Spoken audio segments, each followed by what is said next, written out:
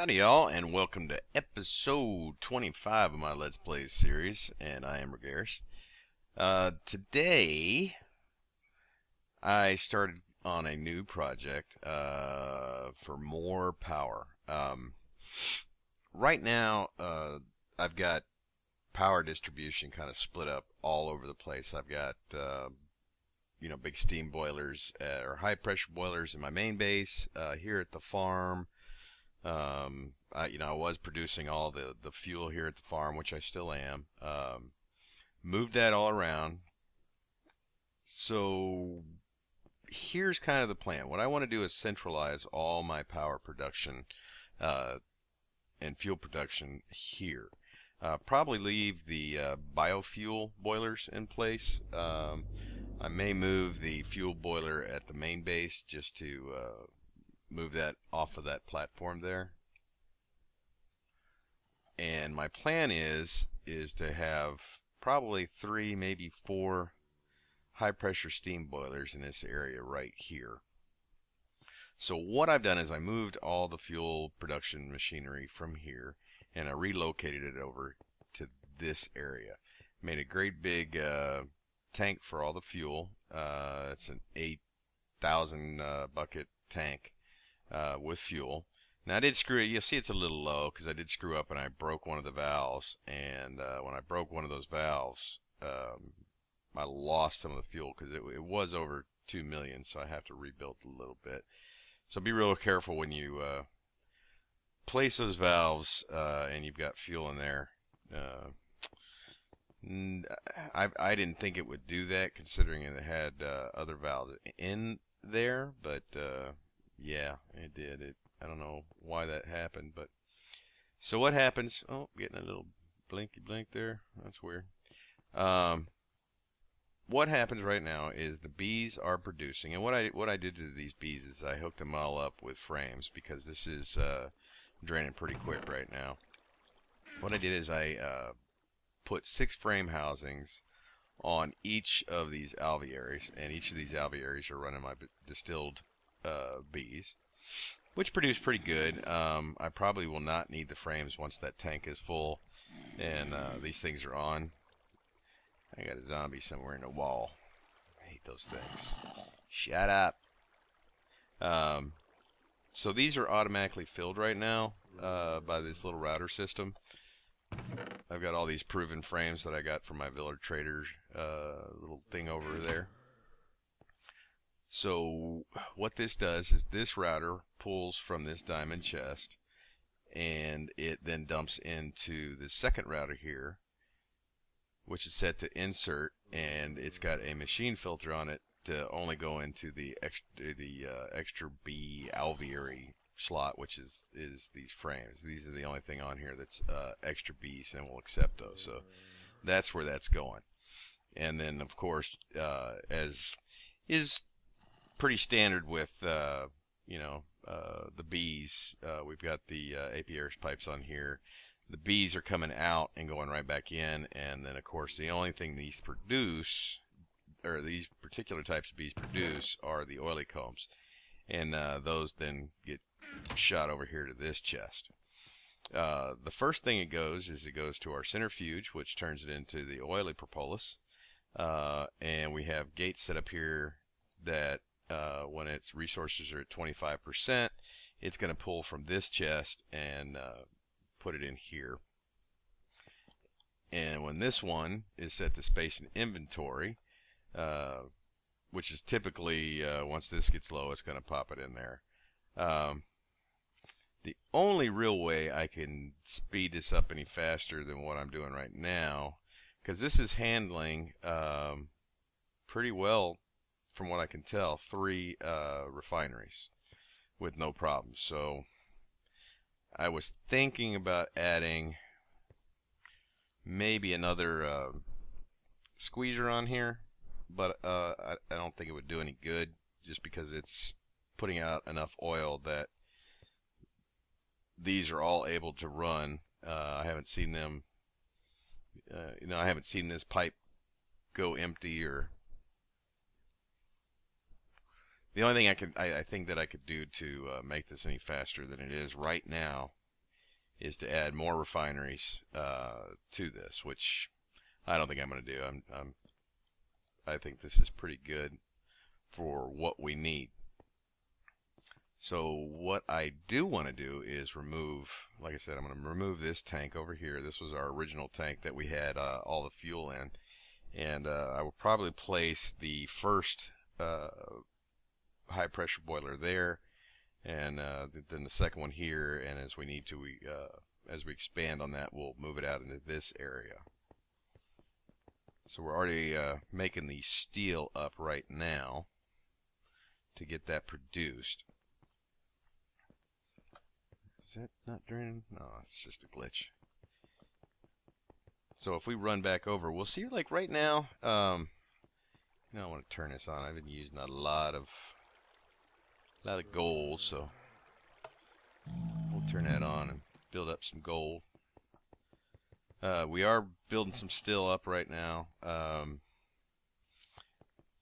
What I eventually want to get past is I'm only running 2 high pressures, and then I've got 2 separate low pressures, and the 2 high pressures have tesseracts hooked up to them, so that only gives me the availability to about 100 and, really about 200 MJs at different locations that require these. So I want to do a little bit better than that, and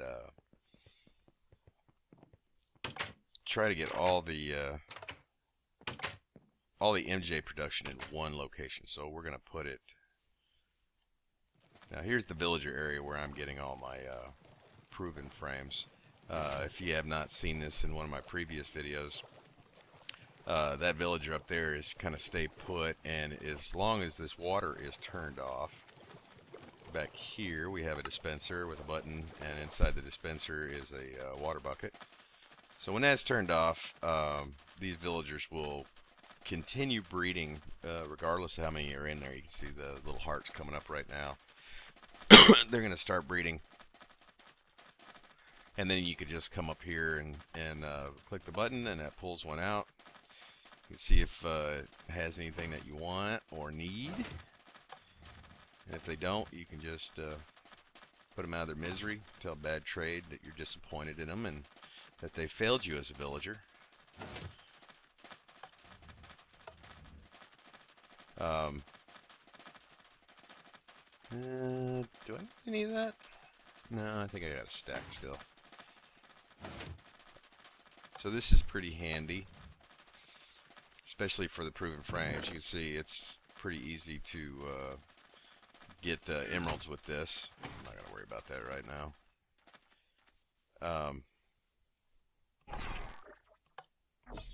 So we have that one over there, and then this one, of course, is the only currently fuel powered high pressure steam boiler that I'm using.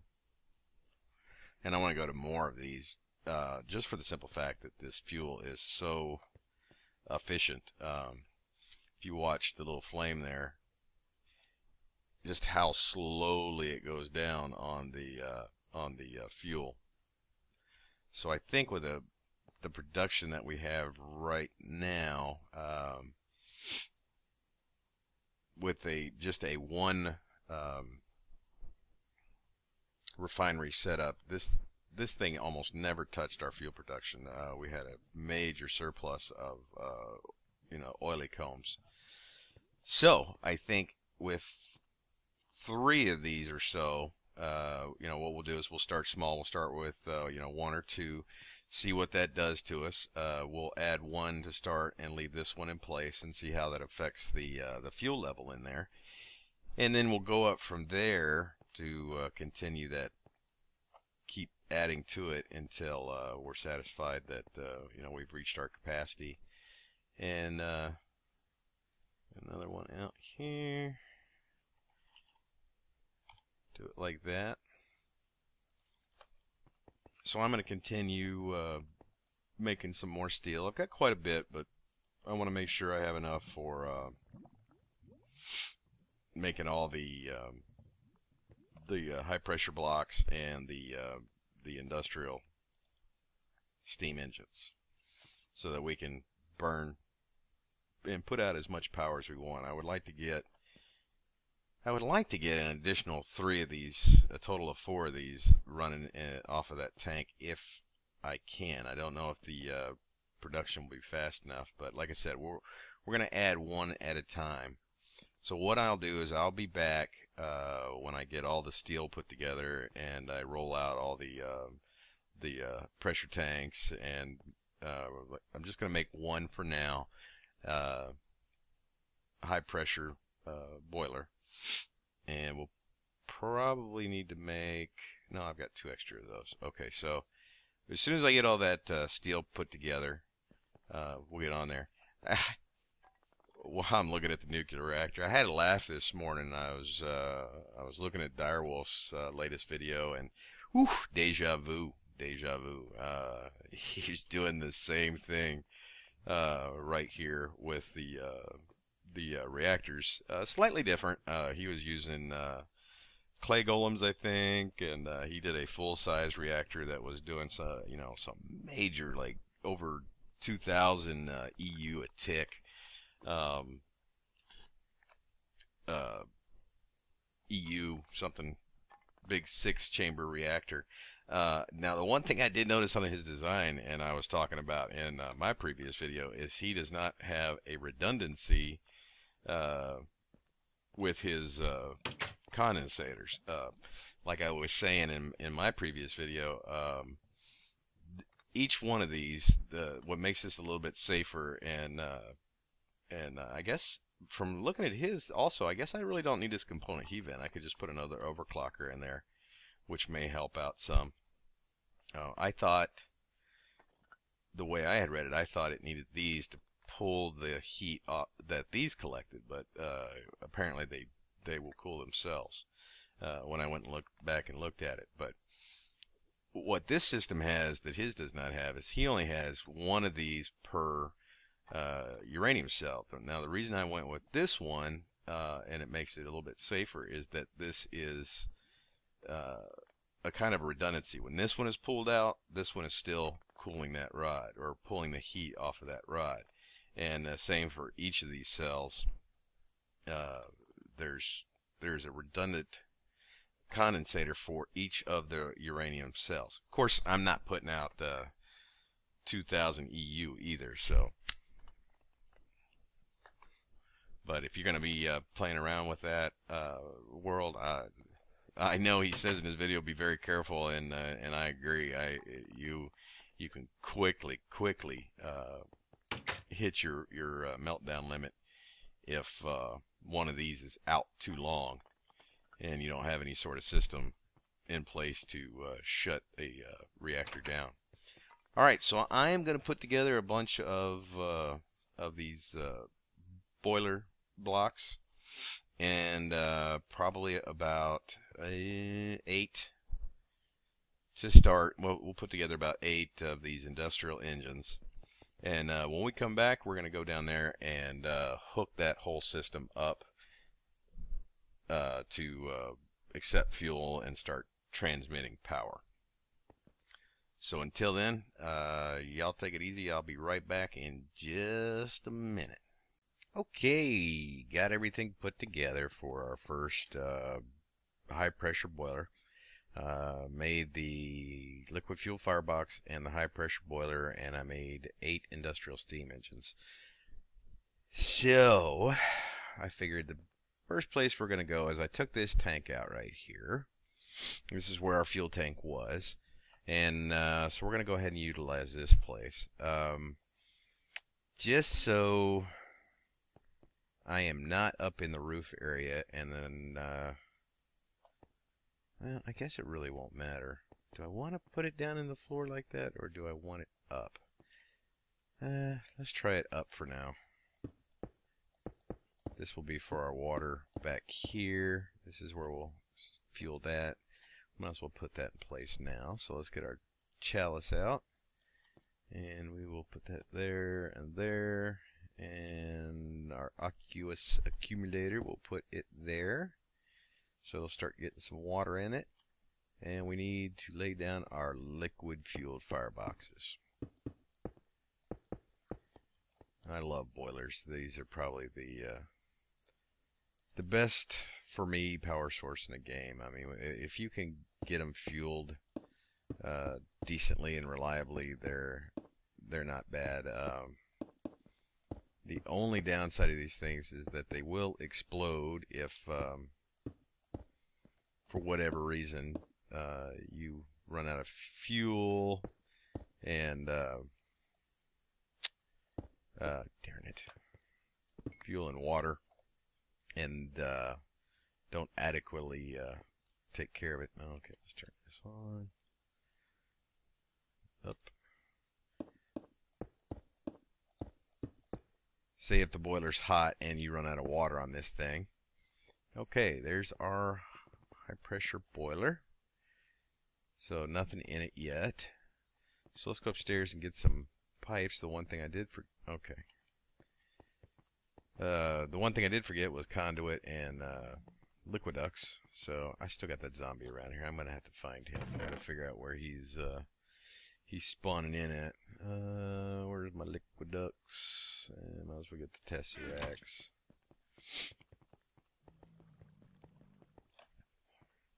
Oh, those are pigments. Okay, those are okay. They can hang out. All right, so let's get a liquid duct on there, and that should just pump it straight in there.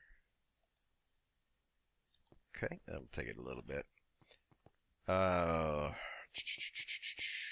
So we're going to need, I don't know, I don't want to pump fuel in there just yet. I want to get that fueled all the way up.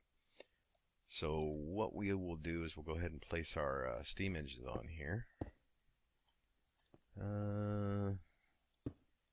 Like this. And we'll come over, if I can do it, and down. Okay, let's remove the, where's my wrench? There it is. That's why I couldn't find it. It was right in front of me. And engines. And we're not going to lay them all out. We're just going to put them right on here to avoid the necessity of piping and possibly losing steam pressure. So we're just going to slap them on there just like that. And so they're in place. And then we'll need 1, 2, 3, 4. Oh, come on. Not click today. 4 of these little lever things here. Where I already have 2. And we're going to place those right there. So when they're ready to go, we'll just be able to fire those up. And want to make sure this thing is full of water before we go turning this thing on. We don't want there to be any mishaps, so we're going to leave that alone. Let's go over here and check on our fuel. Didn't take me too long to do all this. So we're up to quarter of a tank or so. It's going to take a while. The bees seem to be hanging in there with the proven frames. Probably will have to get some more of these pretty soon. Well, not too soon. They last for a while, so they're not too bad. Let's see. Yep. So this is a pretty nice little system. I can keep all these supplied relatively quickly. As soon as they go out, they're going in. And you can see the production of your combs. Now, let's say you have a bee. I hate to go off on a bee discussion because I know so many of you hate bees, but you know, once you get into bees and you realize how much they can help out in the game, they're not bad, because even if they're kind of slow, the only ones that kind of suck for me, and this is with proven frames, are the like the metallic bees, the ones that put out like copper. They are so damn slow. Even with frames, they're just not worth running. I'm trying to figure out a way, and if anybody's got any tips for me, I don't think Thaumcraft is really the way to go. Not until they come out with some better way of explaining how to remove flux and from your world. Really just can't find a decent way to get a good amount of copper without running 20 different sets of the copper bees. You can see these are really putting out with the man, I cannot talk this morning. I'm having definite morning brain. Okay, we're almost up to full. So we're going to go ahead and lay down our energy. No, we don't want the energy tesseract. We want a liquid tesseract. So we're going to just put that. We'll probably end up fueling 2. So let's put that right here. And then we will just bring this right over into there. And we're almost full. I just want to get that to full before I start putting fuel into it. So we're going to pick big fuel here. Okay, and we're maxed out. We want to pick big fuel and set frequency. So now this is going to go in there and start fueling our first steam boiler. So this makes 2 now that we're running off of this tank. We're running 2 high pressure steam boilers. So it is going to go down pretty good to start. I'm hoping this is enough. I may want to stop this and let that fuel build up a little bit more. I don't know. Because this fuel is more efficient than anything else, but it is also going to use a lot more of it. It is probably half as efficient, or if not even more, right now until it gets all the way up to about 420. I'm sorry, 9. This one goes up to 1,000. So it's not really going to hit its max efficiency until it's up around 960, 980, somewhere around there, and then it'll kind of be its max efficiency. How fast are we going to lose this? Well, not too bad right now. I think that if that major drain was okay. Well, let's see. We will see. We'll let this one get all the way up to max. And when that's all done, we'll come back and take a peek at it and see what our fuel consumption is with 2 of these, and whether or not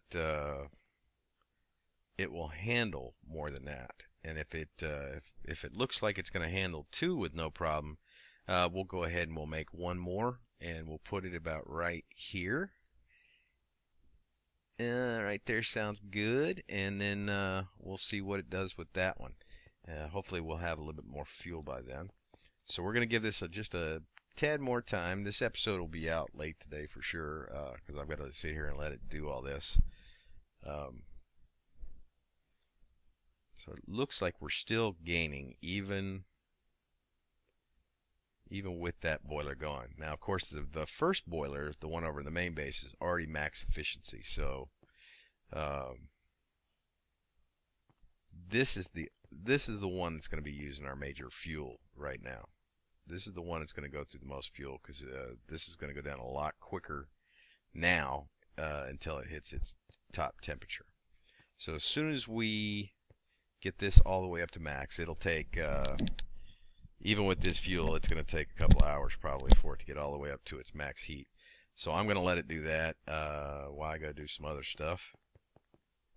And as soon as we get it up to max heat and we see what it's doing to our fuel supply, we'll be back and we'll take a look at that. Okay, it's been a little while now. We've let this thing run. It's probably been an hour, maybe a little over an hour. You can see we're up to 664. I do know for sure that it's going to be able to handle 2 of the high pressure boilers with no problems. We're still getting an excess. We're making more than we're using for sure, And that's even with the boiler that isn't up to its max efficiency yet. Like I said, it's not going to get up until its max efficiency until it's up into the high 900 degree range. So we do know it's going to work. So we're going to have more power, Captain. But the bees are actually kicking out pretty darn good. So I was getting a little nervous. I'm sitting there hunting around for jobs while I was letting this sit there and just cook. And when I came to kind of check on it, I saw this was filling up again. I mean, it was all the way down to this row, and it's filled back up, and it's still pushing it all out. So there was a couple issues I noticed that I wanted to fix. First of all was that I wanted to put in a way to shut the bees off, because I don't want the combs just spilling out there and getting wasted. So I added all this structural pipe here so that I could run a red wire, and changed all the gates to red signal on. They'll go ahead and start pumping items out. So if that red signal's not on, even though the bees may be working, they're not going to pump any of the combs out. And if they're at the end of their life cycle, the bees will just stay there until that red wire signal comes back on. And then I added an iron gate over here, and said as long as there's space in the inventory, it's going to have a red pipe signal. Now, space in the inventory for this thing will mean as soon as there's a comb in these, like all these are stacks, full stacks, as soon as there's like one comb in here, it's going to say there's no more space in the inventory, and it's going to shut it off, which is good, because if there's still pipes or combs in the pipe, when that shuts off, that just means there's room for them. Now, the other problem that I've found is I'm building up a lot of honeycomb. You can see here I just pulled all these out of here. Not honeycombs, I'm sorry, honey drops. And the reason they're not getting pulled out, let me break this down here. You'll see down here I have another emerald pipe and a void pipe just to get rid of all that honey. I've got enough honey from my other bees over there. I don't need to add this on top of it. Now, if you wanted to, if you're doing a setup similar to this, of course you could pipe that honey out into, a tesseract, inner chest, whatever you want to do to get rid of it and use it. But I'm just voiding it and deleting it. But the problem I'm having is the way the emerald pipes work kind of screwed things up. The emerald pipes work in what's called a round robin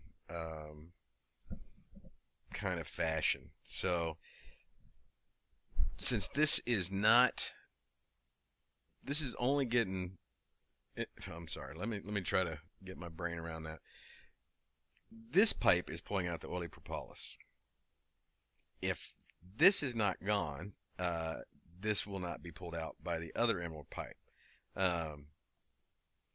So basically, and this is, I don't know why it does this. I don't know why this doesn't just pull out the honey drops and this doesn't. But the way an emerald pipe works, and I guess it works for both of them, is it works in a round robin. It's going to pull from one and then the other. That's if I had them both coming. Let's say I had the oily propolis and the honey drops both being pulled out by this emerald pipe. Well, the way it would work, it would pull one from here, one from there, one from here, one from there, one from here, one from there. But I guess since there are two emerald pipes hooked up to this, what it's only doing is it's only pulling this if all of this, or if it's the first item in there. So all of the oily propolis has to be gone before the honey drops will be pulled out, unless they were first in the inventory right there. So it's not perfect. I imagine I could do something with red power to just put a filter on there, it would have to be a filter. Put a filter on there, but then again, I'd have to use the timer, and I don't want to use timers if I don't have to. I do use them occasionally, but I prefer to stay away from them if I don't need them, just because of the lag issues that it could cause. So if you're using a setup just like this one, do be aware that you may need to check this from time to time and pull out the honey drops, just because you're going to get probably more of these than you are of the oily propolis. And though this thing is humming along pretty good, it's just not pulling it out fast enough right now to keep it clear. I mean, I suppose I could just sit here and keep pulling out honey drops, but I don't know. I'll think about that between this episode and next episode. So I'm going to call it right here. We are on a path to get us some major power, where we're never going to end up having to worry about it again.